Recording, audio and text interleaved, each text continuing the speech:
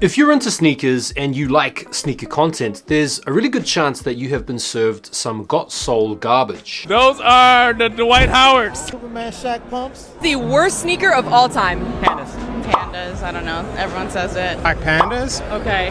Gotta go with panda dunks. This content is largely brain rot. And as someone that's into sneakers, as someone that collects sneakers, and as someone that really enjoys the history of sneakers as well as the knowledge associated with the culture, watching these guys' videos boils my piss. In today's video, we are going to be talking about Got Soul and their videos, and how they have almost single-handedly destroyed sneaker culture. No, it's not that bad, it's not that deep. What's the worst sneaker of all time? Pandas. You know what everybody says, the pandas. Yeah. So I gotta go with some panda dunks.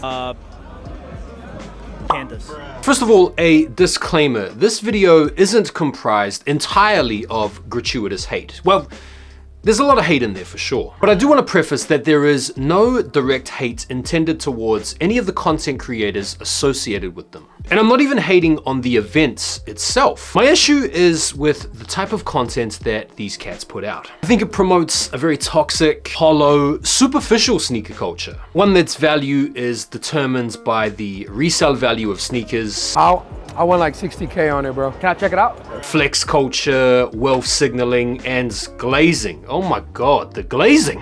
He's seen the bread rematch. This is a classic shoe. He said, we're gonna find this size 11. That's our mission today. The irony of their content is they make these videos where they're interviewing quote unquote sneaker enthusiasts. And in a lot of these videos, the same interviewees are made to look like complete numpties, idiots, bots that have little to no sneaker knowledge over and over and over again. I don't want to say panda because everybody say panda. I know, everybody says pandas. But worse, the Travis Scott trainers. You're not excited for the new ones? Yeah. Those are nice. Yeah, nice. But don't they look like the trainers? Suggesting that the only people that actually come to these sneaker events are the type of people that know nothing about sneakers. Now, I will admit, if you're like a neutral or a non-sneakerhead, or you're not really into sneakers and you're watching this content, you probably find it quite entertaining. And so from a non-sneakerhead perspective, I can understand why this content gets a lot of traction and generates a lot of views. Their content strategy seems to be comprised of a few different mainstays. Asking people what the worst sneaker of all time is. You have these dubious cash outs where a lot of money is being splashed. And you have the celebrity nut hugging. So let's start off with the first one. What is the worst sneaker of all time? What is the worst sneaker of all time? Worst sneaker. What is the worst sneaker of all time? What's the worst sneaker of all time? What kind of question is this? How are you going to be at a sneaker event celebrating sneakers, celebrating sneaker culture, asking people about what the worst sneaker is? This fixation and focus on hate is really toxic, and it's generated a bandwagon in the culture that every other person that doesn't really know a thing or two about sneakers is only too quick to want to jump on. What everybody says, the pandas. I say panda because everybody say panda. I know, everybody says pandas. This has become such a programmed take. In fact, when some people are prompted to give them another one, they can't even think of another one because the programmed response is so deeply ingrained at this point. Gotta go with panda dunks. Got to. Anything else? Just the pandas? Just panda hate? Or Yeah, I'm a panda hater, man. I don't like them. you can't give me anything else? Let me see.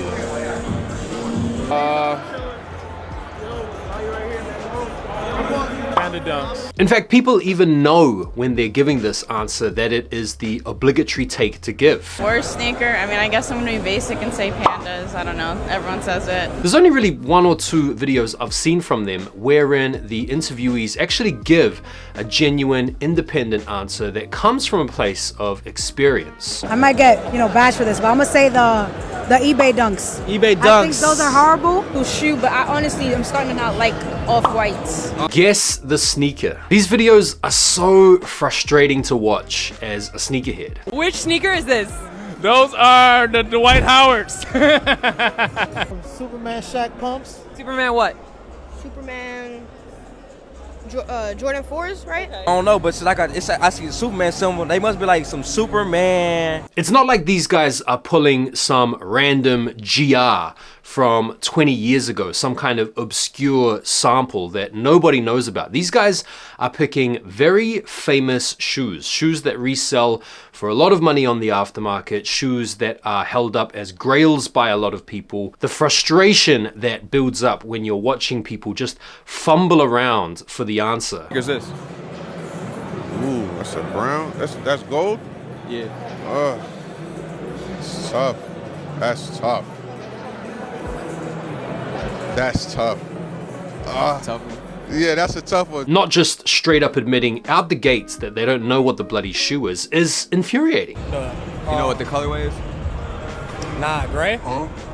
The dubious cash out videos. Now, from a content creation strategy point of view, the cash out sneaker videos are a recipe for success. In fact, some of the most successful sneaker content creators on YouTube are in the business of cashing people out. I get it. It's cool, it's watchable, it gets the clicks, it gets the likes, it gets the views, but these Got Soul ones seem a little bit staged. Lobster. Yeah, bro, it's a real cool shoe, bro. What size is it? There's no market on them. I know. Yeah. You do 40K for them? 40K, I'd be too low, brother. A bottom price would be 50K. 50K cash. Yeah, that's what I would do, brother. All right, that's fine. Appreciate you. Thank you, brother. I mean, both actors in the video are mic'd up. Back and forths sometimes seem quite natural, sometimes they seem a little bit forced. The actors almost always seem to be resellers selling to other resellers. They've always got the stacks of notes that are conveniently coiled up in the bands. It just seems a little bit dodgy. And the problem that I have with this type of content is it really glorifies reselling. It's the most you've ever spent on a pair of sneakers. 90,000, I think it was. What were they? It was an Air Mag 2016. Oh my God, were they worth it? Yeah, I sold it for like 120. Wow, good for you, that's amazing. Holy sh**. These resellers are essentially being celebritized. Wow, were they worth it? They were worth it because we got a couple extra dollars on top. And celebrated in a way that just kind of grinds my gears up. And then we come to the nut hugging or the glazing. I totally get it. Having a big name celebrity, someone with a lot of clout, is all very cool. It's all very watchable. We're on the mission to find this one. We said we're gonna find this size 11. That's our mission today. Wanna do that? Coin flip 320, 280? You and Kanye got some stories, some good TPFM, real crystals. I know you have a pair. I know you have the Nike mags. I think these videos would be quite watchable were it not for the glazing. Now, I could go on, but I don't want to belabor the point. I do think a lot of this content is really cringe. I think a lot of the people that they interview end up looking a little bit goofy online. I really feel like these guys have missed the trick in not asking better questions or engaging with people a little bit more authentically. What do you guys think? Am I out my tree here? Am I off my rocker? Feel free to let me know down below in the comments. I would be very interested to hear what you guys out there have to say about the subject. Thank you so much for taking the time to watch. All the opinions and expressions in this video are mine and mine alone. Again, no hate to any of the Got Soul content creators specifically. To the Got Soul account, if you are watching, I don't think you will be, but if you are, I think you guys have a great opportunity and you guys could do a lot better. Thank you guys once again for taking the time to watch. Don't forget to like the video and I'll see you on the next one. Take care for now and peace.